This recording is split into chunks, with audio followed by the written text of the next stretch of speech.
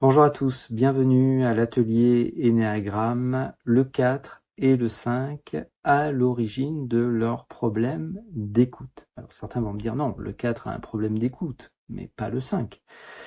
Et donc c'est ce que l'on va voir dans cette vidéo. On parle bien, dans cette vidéo, de l'écoute et non pas de l'attention. L'attention sera un sujet vaste que je ne maîtrise pas, il y aurait des portes d'entrée qui seront vraiment très différentes. Par exemple, s'il y a un trouble de l'attention, on pourrait peut-être réfléchir en termes d'acides aminés, je ne sais pas. Par exemple, peut-être qu'une personne qui a un problème d'écoute et d'attention, un souci de glutamate, par exemple, ou tout simplement de tyrosine, voilà, là on est dans l'univers de la dopamine, mais qui est en lien aussi avec l'écoute. Ou alors le tryptophane, pareil, on est dans l'univers de la sérotonine, donc de l'humeur, mais aussi de l'attention. Ce n'est qu'une porte d'entrée, et il y en aurait beaucoup. Donc dans cette vidéo, on reste dans le prisme de l'énéagramme, on ne s'étend pas sur un sujet qu'on ne maîtrise pas, on va juste regarder simplement qu'est-ce qui est à l'origine de ce souci justement d'écoute, que l'on reconnaît volontiers pour le 4 et que l'on reconnaît beaucoup moins pour le 5. Voilà. Mais alors une mini parenthèse, voilà. Est-ce qu'on ne souffre pas tous d'une certaine manière d'un trouble de l'attention? C'est quoi l'attention finalement? C'est-à-dire, prenons un exemple, Erika qui a 58 ans et qui est fatiguée et qui, si elle écoute, devrait prendre en urgence une semaine de vacances, mais elle ne s'écoute pas, donc elle ne le fait pas. Donc il n'y a pas d'écoute, il n'y a pas d'écoute interne. D'ailleurs, vous allez la retrouver quelques heures plus tard pour décompresser de cette journée de travail où il n'y a pas de problème, hein. Elle écoute très très bien les autres. Elle passe son temps à écouter les autres, d'ailleurs, dans son métier, et à restituer les propos des autres. Donc il n'y a pas de problème d'écoute, il semblerait. Pourtant, elle ne s'écoute pas du tout, parce qu'elle va prendre une 8e bière, et c'est une évidence qu'il ne faut pas qu'elle le fasse. Donc il y a une non-écoute qui est presque systématique chez l'immense majorité d'entre nous. C'est pareil, on pourrait parler des mécanismes de défense qui sont propres à chaque structure énéagramme. On a commencé à le faire, mais on le fera ça dans d'autres vidéos. S'il y a des sujets de vidéos qui vous intéressent, vous n'hésitez pas. C'est un atelier, l'énéagramme devrait être un droit de naissance. C'est-à-dire qu'au lieu d'écouter les propos d'X ou Y, personne mieux que vous peut découvrir comment vous fonctionnez. Pour ça, il faut simplement s'observer avec authenticité, non pas se regarder quand ça va bien. Quand ça va bien, le profil énéagramme est en sourdine souvent. Qu'est-ce qui se passe quand ça va mal? À ce titre-là, il faut se reposer, enfin souvent c'est ce que je propose lors des ateliers, hein, tout simplement, ou lors des rendez-vous. Il faut se concentrer sur la peur fondamentale. Voilà, l'énéagramme définit 9 peurs fondamentales et malheureusement, plus elles sont actives et plus elles vont colorer nos comportements. Donc cette peur fondamentale est motivationnelle. On est toujours motivé à l'idée de ne jamais aller voir ce qui ne va pas, ce qui nous fait peur. Et donc le 4 a une peur fondamentale, on va la regarder, on va la réviser. Le 5 a une peur fondamentale aussi. Et donc tout cela trouble chez eux leur écoute. Alors, le 4. Le 4, parfois on l'appelle aussi l'individualiste. Je trouve que c'est des mots qui collent pas toujours bien. On l'appelle parfois l'artiste, l'original. On définit trop les profils à travers des comportements potentiels. Je trouve que c'est très malheureux. Parce que si vous découvrez l'énéagramme, et on n'est pas un numéro, et que vous avez un artiste dans votre famille, vous dites qu'il est 4. Pas du tout. Voilà. Encore une fois, on ne s'attache pas au comportement, mais aux motivations, à la peur fondamentale. Alors on dit du 4 qu'il est dans l'auto-absorption, c'est-à-dire que sa peur fondamentale au 4, c'est la peur justement de ne pas avoir d'identité, de singularité, d'univers propre. Finalement, la peur d'être rien. Et donc il voudrait être reconnu à travers quelque chose. Et en l'occurrence, si le 2 veut être validé pour l'aide qu'il propose, si le 3 veut être validé pour ses réussites, ses trophées, eh bien le 4 veut être reconnu pour sa sensibilité et sa différence. Et donc finalement, c'est pas tant qu'il écoute pas les autres, mais il a besoin de profondeur, d'authenticité. Et dès que la discussion est banale, l'écoute baisse chez lui. Alors est-ce qu'il a réellement un problème d'écoute ou est-ce que réellement il y a une perte, on va dire, d'intérêt? Alors on pourrait dire que le 4 et le 5 ont souffert de quelque chose dans leur enfance. Il a souffert d'un manque d'attention. ce manque d'amour, ce manque d'attention, ce manque de présence sans enjeu, eh bien, on pourrait dire que c'est une des problématiques majeures de l'humain. Et c'est ce qui va colorer beaucoup de ses comportements, c'est ce qui va pouvoir lui donner cette sensation d'être vite rejeté ou abandonné. L'abandon est une des blessures premières pour le 4, ce qui peut l'emmener justement vers certaines dépendances. Voilà. Il peut vivre malheureusement, il peut vouloir combler ce manque par des activités qui malheureusement le remplissent pas. Et le 5 aussi, d'une certaine manière, va pouvoir vouloir remplir ce malaise en s'isolant toujours davantage. Parce que le 5, eh bien lui aussi souffre pour des raisons différentes. Donc le 4 souffre parce qu'il n'y a pas eu finalement d'écoute. Mes parents m'ont pas écouté. Mes parents m'ont pas reconnu.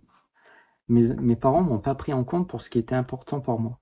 Ou alors il y avait un parent qui était trop présent et voire trop envahissant, ça sent déjà l'univers du 5, et qui a quelque part parlé, mais me laissait aucune place. Voilà pourquoi vous avez des petits-enfants 4 qui tiennent pas en place, qui sautent. Voilà aussi pourquoi on l'appelle l'original. Il voulait juste attirer l'attention, juste faire sentir à son parent qu'il existe. Et c'est pour ça qu'il va des fois assez tôt développer des comportements assez curieux, l'enfant 4, juste pour se sentir exister. Voilà. Juste pour être écouté, pour être pris en compte. Alors, si finalement on m'a pas pris en compte dans l'enfance, ou en tout cas c'est la sensation que l'enfant a eue, parce qu'on peut faire un tout petit rappel quand même. Si vous avez plusieurs enfants, on pourrait dire que les enfants ont été alors élevés de la même manière, et pourtant c'est filtré par le mental de manière différente. Donc l'énéagramme n'est pas une manière subtile de pouvoir tirer à bout portant sur les parents, mais de comprendre que c'est mon mental qui filtre l'expérience. On le sait, des jumeaux, des jumelles monozygotes vont pouvoir voir l'expérience de manière différente. C'est extraordinaire, mais c'est vécu, c'est reporté, c'est retranscrit dans la littérature l'énéagramme. C'est-à-dire le même œuf, et alors c'est pas qu'il y a des vrais et des faux jumeaux, hein, c'est pas du tout, je veux blesser personne, mais vraiment même les jumeaux peuvent avoir l'impression de vivre des choses de manière différente. Donc le mental filtre l'expérience. Et découvrir sa structure énéagramme, c'est découvrir la manière dont le mental filtre l'expérience. Est-ce que je ne suis que mon mental? Eh bien, le 4 pressent que non. Et le 4 recherche aussi à découvrir qui il est. Et voilà aussi pourquoi on l'appelle, je le disais, l'individualiste, parce qu'il veut justement découvrir qui il est. C'est une quête, c'est sa quête. Le 5, lui, veut découvrir finalement les secrets de l'univers presque, hein, on va pas se mentir. Il veut avoir la connaissance absolue, totale. C'est un rêve, c'est un fantasme. Lui aussi aimerait être reconnu pour ses connaissances. Il ne vous le dira pas, mais c'est fort probable. Le 4, lui, effectivement, il veut découvrir qui il est. Et donc, on pourrait simplement se demander s'il y a un intérêt pour le 4 d'écouter des gens qui restent en surface, qui proposent une discussion qui est en surface. Peut-être tout simplement que ça l'intéresse pas. Quelque chose qui vous intéresse pas, vous l'écoutez pas. Si mes parents m'ont pas écouté, pourquoi j'écouterais les autres maintenant? C'était à mes parents de m'écouter.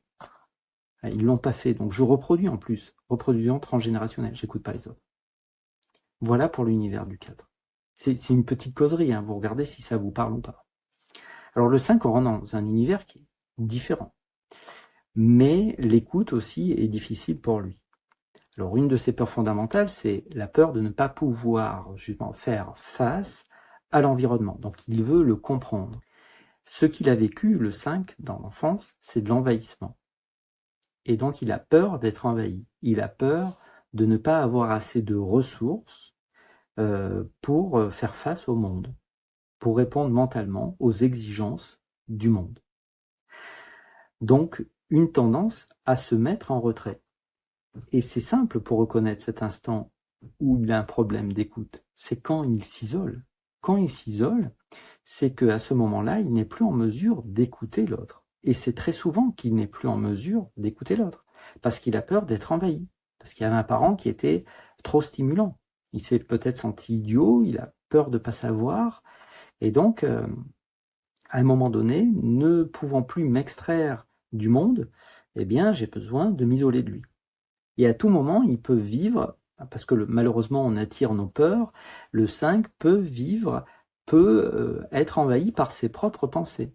Parce que ce qui se passe, c'est qu'il analyse ce que les autres lui disent quand il parle. Quand les autres parlent, c'est comme s'il avait des dossiers ouverts dans la tête. Donc, information validée, ça c'est rejeté, ça faut que j'aille le vérifier.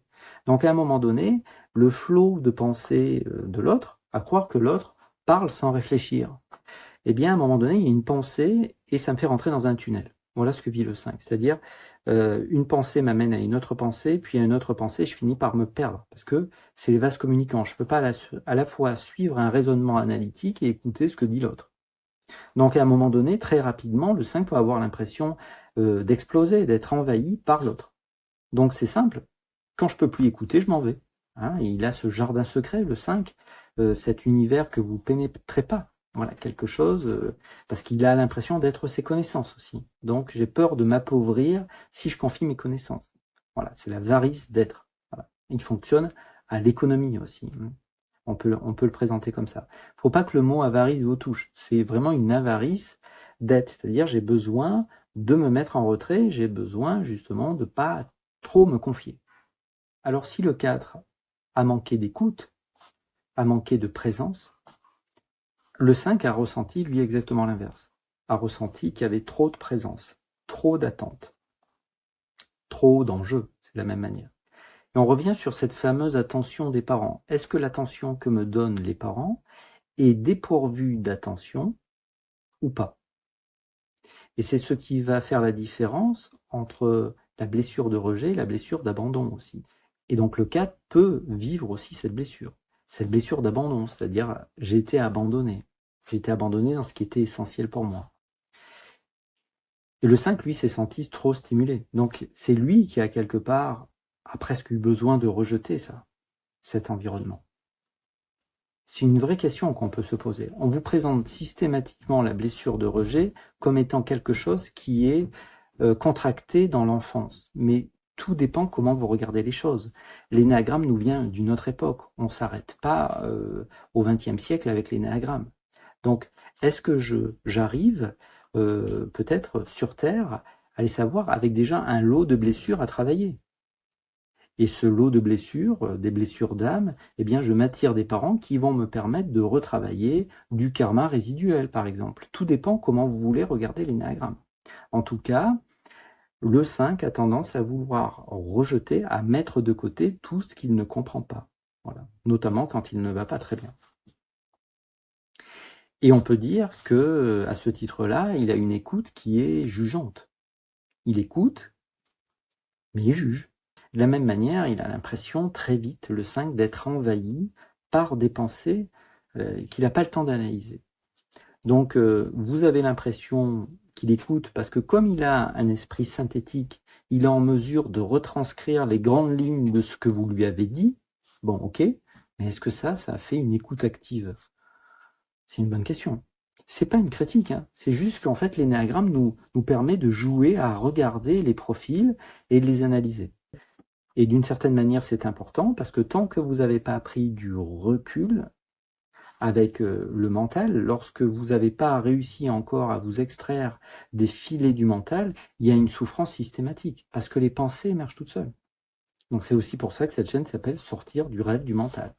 Parce que on ne souffre pas pour la vérité, on souffre pour un point de vue du mental. Voilà. Et l'énéagramme définit 9 grandes manières dont le mental peut être structuré. Donc 9 manières, on pourrait dire, de voir les choses mentalement. Est-ce que ça, c'est appelé à changer? Ben, peut-être pas. Est-ce que effectivement on peut améliorer son écoute?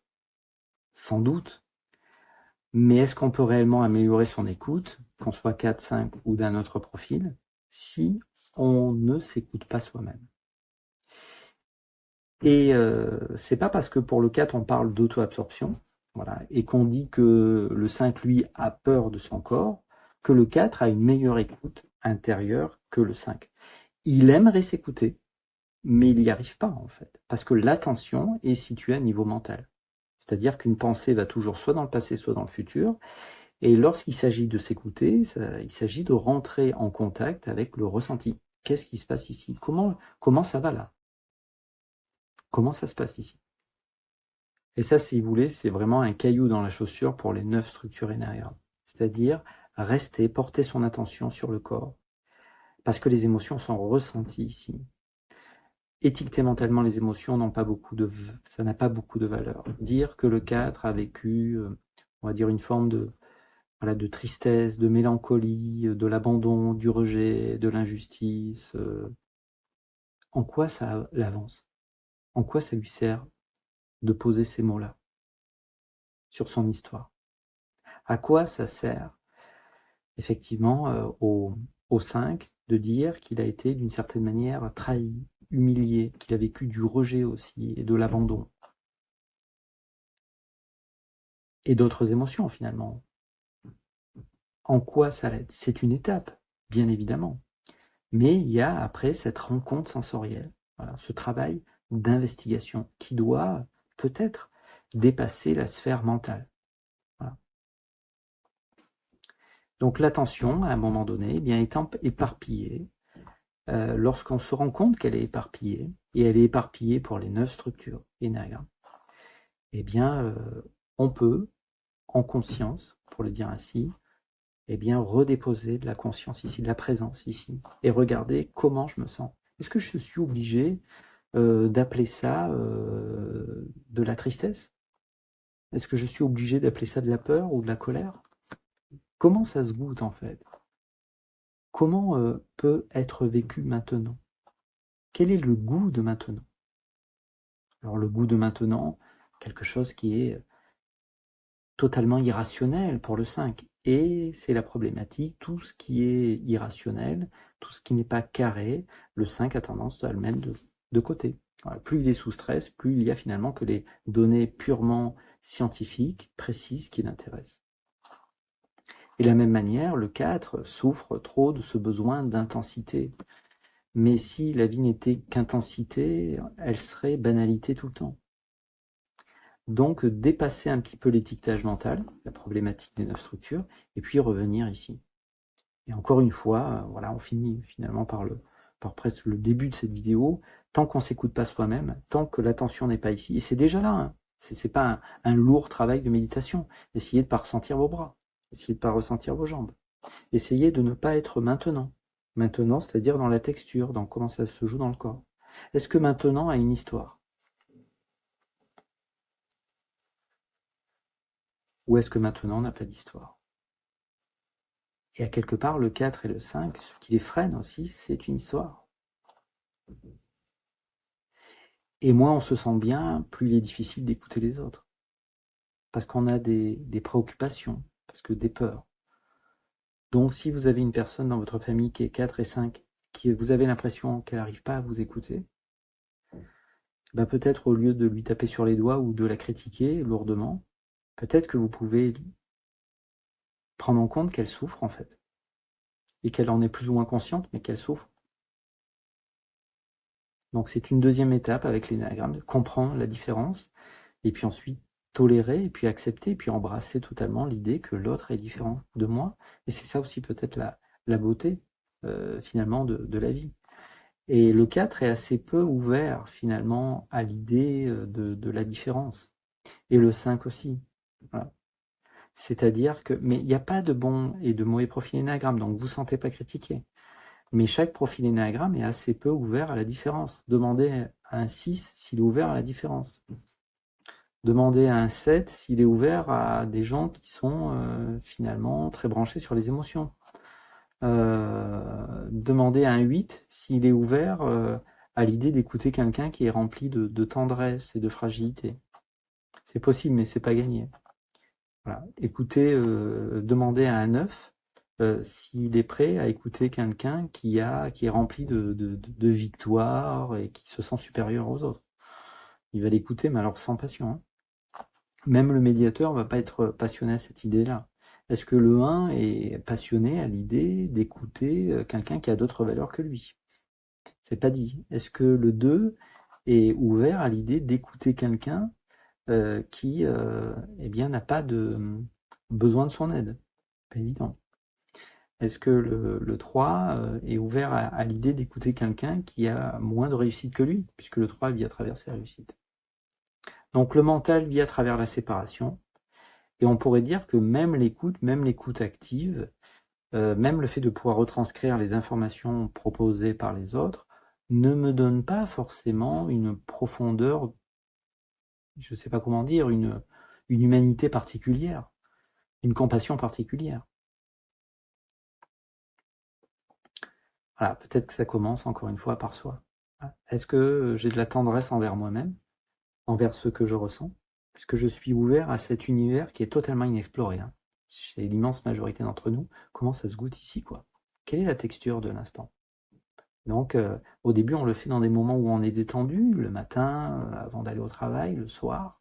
Et puis des fois, là, quand ça commence à prendre toute la place, quand être conscient d'être conscience, d'être là, devient de plus en plus évident, à force de ramener l'attention ici, à un moment donné, on se dit, ok, est-ce qu'il y a un problème maintenant? Est-ce que maintenant a une histoire? Parce que mon mental aura toujours des soucis, hein. Voilà, ça c'est son rôle de vivre de la division, hein, de la dualité. Donc il n'y a pas de problème, hein. C'est son rôle. On ne va pas lui en vouloir.